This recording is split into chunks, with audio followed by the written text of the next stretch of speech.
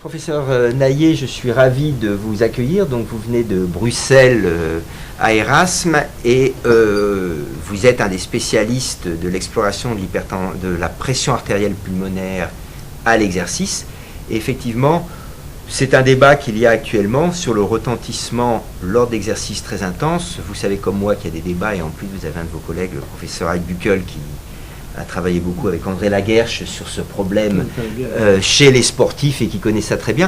Et c'est vrai que ça nous interpelle un tout petit peu, donc je suis ravi que vous ayez accepté qu'on puisse présenter à des collègues ces données. Alors tout d'abord, c'est vrai que les cardiologues lambda, sans caractère péjoratif du tout, ils s'intéressent toujours au ventricule gauche. Et les physiologistes de l'exercice, eux, s'intéressent depuis longtemps au ventricule droit, en particulier à l'exercice. Donc est-ce que vous pourriez nous rappeler un petit peu la contrainte d'un exercice dynamique sur le ventricule droit par rapport au ventricule gauche?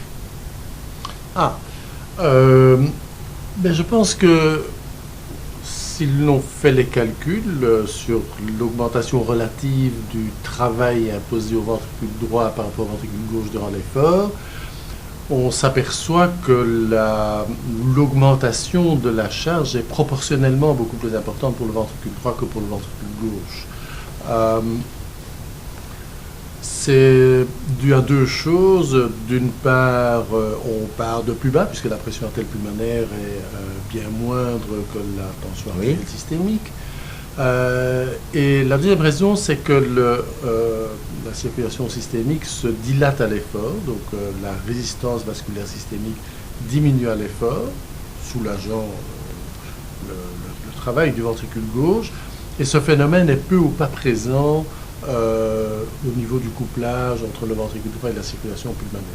Donc, le modèle est tel que le ventricule droit peut être théoriquement plus exposé que le ventricule gauche à une charge de travail éventuellement excessive durant l'effort.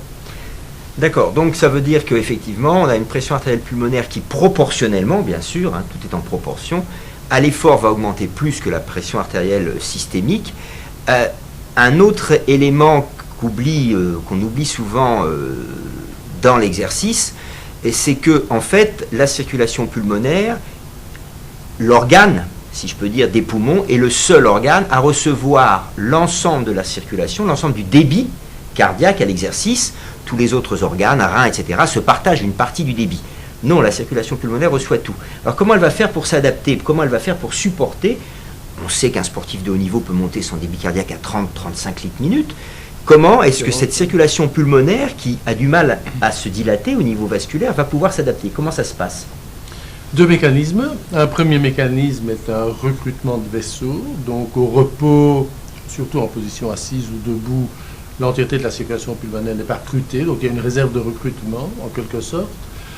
Et le deuxième mécanisme est la distension des vaisseaux pulmonaires résistifs. Donc là où se produit la résistance, le maximum de résistance à l'écoulement du sang. Et là, avec l'évolution des technologies et l'apparition de méthodes non invasives d'étudier la circulation pulmonaire, on s'est aperçu que la distension des vaisseaux pulmonaires résistifs à l'effort varie très fortement d'une personne à l'autre. Il en résulte que l'augmentation de la pression artérielle pulmonaire, pour une augmentation donnée de débit, peut varier très fortement d'une personne à l'autre. Et c'est là que nous en arrivons aux travaux de mon collègue Laguerche et mon collègue Heidbuckel, que vous avez mentionné récemment, c'est qu'on s'est aperçu qu'il est probable, voire à peu près certain, que des sujets à activité sportive intense, par amour du sport et de l'exercice physique, mais malheureusement ainsi fait que naturellement, leur distensibilité vasculaire pulmonaire est à la limite inférieure de la normale, pas anormale, mais limite inférieure de la normale, peuvent arriver à des situations où ils soumettent leur ventricule droit à des contraintes excessives. C'est une situation nouvelle qu'on commence à découvrir depuis quelques années et qui fournit l'explication de problèmes cardiaques que présentent certains athlètes de très haut niveau à des stades avancés de leur carrière. Et j'avais la notion, alors peut-être que c'est une notion fausse, est-ce qu'il y a une ouverture de shunt? Est-ce qu'à l'exercice, vous avez parlé de recrutement, mais est-ce qu'il peut y avoir ouverture de shunt éventuellement qui vont permettre en fait de diminuer cette tension et qui ferait partie du cœur d'athlète de haut niveau qui supporte lui mieux? Est-ce que ça joue un rôle? Est-ce que c'est quelque chose? Donc là, vous faites allusion à une controverse qui a eu lieu depuis la dizaine d'années qu'on a découvert que les tests d'injection de microbules, une solution physiologique agitée, au cours de l'échocardiographie, permet d'observer du passage de microbules par la circulation pulmonaire à l'effort dans un certain pourcentage de sujets. On sait maintenant que ce ne sont pas des shunts, ce sont des phénomènes qui correspondent à une distension vasculaire pulmonaire. Autrement dit, les sujets qui présentent un test aux microbules positif sont ceux chez lesquels l'augmentation de la pression artérielle pulmonaire est la moins importante, reflétant une distension vasculaire pulmonaire plus importante. Donc, c'est des sujets chez qui la résistance vasculaire pulmonaire à l'effort est la moindre. Ce contraste passe par la circulation pulmonaire. Il n'y a pas à proprement parler d'ouverture de shunt. Et il y a un moyen facile de vérifier, c'est que les athlètes qui ont ces phénomènes de shunt, de produit de contraste par la circulation pulmonaire, ne présentent que très rarement une hypoxémie. Vous savez comment que un est hypoxémiant. Et je me souviens, la Gersh, à l'époque, il avait étudié ce phénomène. Et il y a quelques années, l'opinion dominante était qu'il devait y avoir des ouvertures de shunt dans la circulation pulmonaire. Et il était étonné de voir que les athlètes qui l'étudiaient, qui avaient un test au microbule très très positif, gardaient une oxygénation du sang artériel parfaitement préservée, permettant d'exclure un phénomène de shunt. Donc en fait, ce qui se passe, c'est que les athlètes très performants se caractérisent par une distensibilité de la circulation pulmonaire qui est très grande. Je le montrerai cet après-midi. Donc il y a une pente de la relation pression artérielle pulmonaire débit cardiaque, donc l'effort augmente le débit cardiaque, le débit cardiaque augmente la pression artérielle pulmonaire. Si les vaisseaux pulmonaires se détendent, l'augmentation de la pression artérielle pulmonaire sera limitée. Et chez les grands athlètes, les tout grands athlètes qui montent à des débits cardiaques extrêmement élevés, comme on vient de mentionner, 35 litres, parfois 40, vainqueur de Tour de France par exemple, eh bien, ils augmentent très peu leur pression artérielle pulmonaire à l'effort parce que s'ils étaient dans la moyenne des pentes ou dans les limites supérieures de la normale des pentes que nous déterminons, leur ventricule droit ne pourrait pas le supporterait pas. Et est-ce que vous avez, parce que je crois que c'était un débat, alors il y avait eu beaucoup de travaux sur les gens qui allaient en altitude, etc., puisque c'est vrai qu'on sait que la pression artérielle pulmonaire est soumise à de fortes contraintes. Est-ce qu'on en sait un tout petit peu plus pourquoi cette vascularisation pulmonaire, en général, se distend moins à l'exercice que la vascularisation systémique? Elle ne répond pas au monoxyde d'azote, elle répond que comment on explique qu'il n'y ait pas cette... La biologie de la circulation pulmonaire est assez particulière. Donc en fait, l'hypoxie provoque une constriction des vaisseaux pulmonaires alors qu'elle dilate les vaisseaux systémiques. Les raisons profondes de cette différence ne sont pas complètement connues. Le monoxyde d'azote agit comme un modulateur, mais dans les deux cas, donc là n'est pas l'explication du phénomène. En altitude, à cause de la constriction des vaisseaux pulmonaires provoquée par l'hypoxie, donc l'altitude c'est l'hypoxie, puisque la pression ambiante diminue, donc la pression inspirée en oxygène diminue, il y a donc une augmentation de la pression artérielle pulmonaire.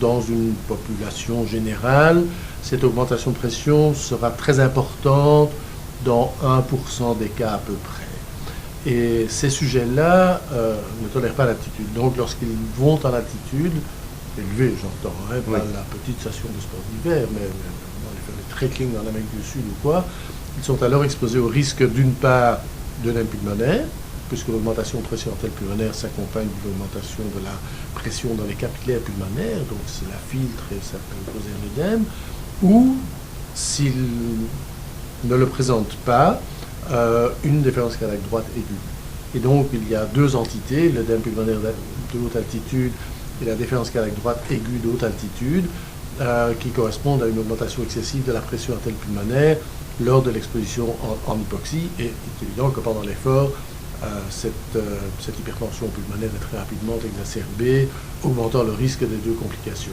Mais ce n'est le cas que dans de l'ordre d'1% des cas, peut-être même un peu moins. Chez la plupart des gens, la vasoconstriction pulmonaire hypoxique est un phénomène mineur.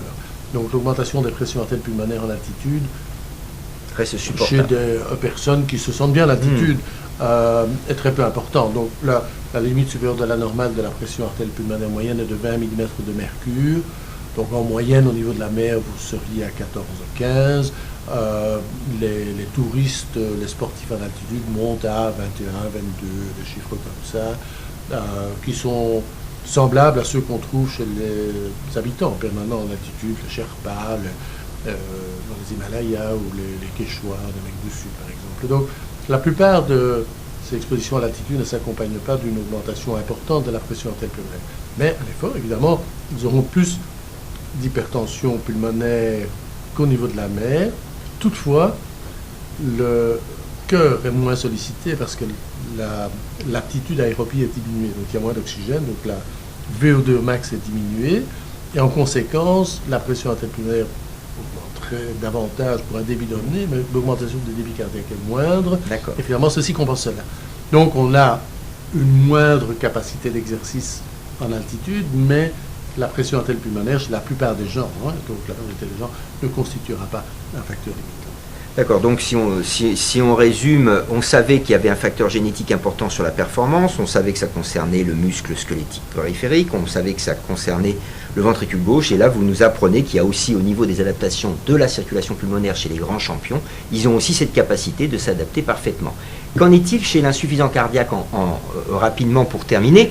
Est-ce que quand je réadapte mon patient, je peux avoir un problème? Est-ce que vous avez entendu déjà, ou dans des formes particulières, des données échographiques de repos, est-ce qu'on peut se dire, ah, ce patient, peut-être qu'à l'effort, il ne tolérera pas bien mon réentraînement? En effet. Et donc, on a mieux compris, depuis quelques années, c'est un phénomène assez récent, que le ventricule droit, comme j'aime parfois le dire, est le canari du système cardiovasculaire. Soit des canaris dans les mines qui étaient les premiers à détecter les environnements toxiques. Eh bien, chez beaucoup d'insuffisants cardiaques, l'aggravation symptomatique à l'effort peut être attribuée à une insuffisance cardiaque droite. Donc, lorsque le cœur est globalement malade ou lorsque le ventricule gauche est très altéré, ne permettant pas une interaction systolique normale avec le ventricule droit, et si la pression artérielle pulmonaire augmente, encore une fois, si le patient est dans cette catégorie exposé à une augmentation excessive de la pression artérielle pulmonaire, ce sera la déférence cardiaque droite qui limitera l'effort. Et nous connaissons mieux ce phénomène maintenant depuis que dans beaucoup de centres, on explore cela par échocardiographie et on détermine ce qu'on appelle la réserve contractile du ventricule droit. Donc on peut étudier maintenant par échocardiographie la capacité qu'a le ventricule droit à augmenter sa fonction systolique lorsque la post-charge, donc la pression artérielle pulmonaire, augmente à l'excès. Et cette capacité est altérée dans les maladies cardiaques en général et de façon variable d'un sujet à l'autre. Quel est l'effet de l'entraînement? Globalement, je crois qu'on peut retenir l'idée que le cœur est entraînable, donc il est possible d'entraîner un cœur même défaillant jusqu'à un certain point, et de façon variable d'un sujet à l'autre, donc il faut travailler avec des équipes qui connaissent ces patients et qui adaptent. Et cette réserve contractile, vous l'explorez du ventricule droit, vous l'explorez avec un écho d'effort C'est ça. Avec un écho d'effort, donc vous l'explorez avec l'écho d'effort. Et donc oui, en effet, donc à l'écho d'effort, il y a une série de mesures de la fonction systolique. Pourquoi la fonction systolique? Parce que c'est elle qui joue un rôle déterminant d'adaptation aux conditions de charge. Et donc, il y a une série d'indices, le TAPC, l'ondes en Doppler tissulaire, et on étudie leur évolution en fonction du niveau de l'effort et de l'augmentation de la pression artérielle pulmonaire. Donc, par exemple, le professeur Guadi à Milan a pour l'instant un collectif important de malades où il montre la valeur pronostique d'une mesure de la fonction systolique du ventricule droit, serait-ce par exemple le TAPC, normalisé pour la pression artérielle pulmonaire systolique, et ça il peut le mesurer par les jets d'insuffisance tricuspide, et il construit donc un indice composite dont il a montré déjà la valeur pronostique, et nous étudions pour l'instant son évolution durant l'effort, et en réponse au réentraînement à l'effort. Donc ça veut dire que chez certains de vos patients, quand vous ne comprenez pas bien, si vous avez l'impression qu'ils ont une adaptation à l'effort qui n'est pas comme celle des autres, ben, comme vient de le dire le professeur Maillet, c'est intéressant peut-être de leur faire un écho d'effort et de regarder. Alors je ne peux pas m'empêcher, vu ce que vous venez de m'expliquer, puisque je viens de Rennes, vous ne le saviez pas, et donc c'est à Rennes qu'est née l'idée de la correction de l'asynchronisme avec le docteur Cazot et le professeur Daubert. Donc est-ce que ça pourrait intervenir chez ces patients, en fait, quand on corrige leur asynchronisme, puisqu'on sait l'interactivité ventricule gauche, ventricule droit, est-ce que dans votre expérience, vous pensez que ça peut jouer un rôle? Tout à fait. Et donc, il n'y a même aucun doute. Et donc, il faut installer une resynchronisation qui soit correctement mise en place. Et il est clair que la contraction post-systolique du ventricule droit est un gaspillage énergétique et mécanique délétère. Et alors, au niveau du ventricule droit, ce qui est très important aussi, ce sont les disparités régionales de la fonction systolique notamment, amenant à des asynchronismes intraventriculaires qui, lorsqu'ils existent, altèrent considérablement la performance du ventricule droit. Et pour l'instant, plusieurs écoles se sont attelées à la question de savoir s'il est possible de corriger les asynchronismes intraventriculaires droits lorsqu'ils se manifestent en réponse à une augmentation de la pression artérielle pulmonaire. Mais ça, c'est plus expérimental. Mais globalement, la synchronisation est évidemment très importante pour rétablir un dialogue normal entre les deux ventricules. Très bien, écoutez, merci beaucoup, c'était passionnant et je suis sûr que vous avez appris plein de choses sur le ventricule droit. Donc rappelez-vous qu'en cardiologie, il n'y a pas que le ventricule gauche, il y a aussi le ventricule droit et je ne parle pas bien sûr du système vasculaire. Merci beaucoup, vraiment, merci.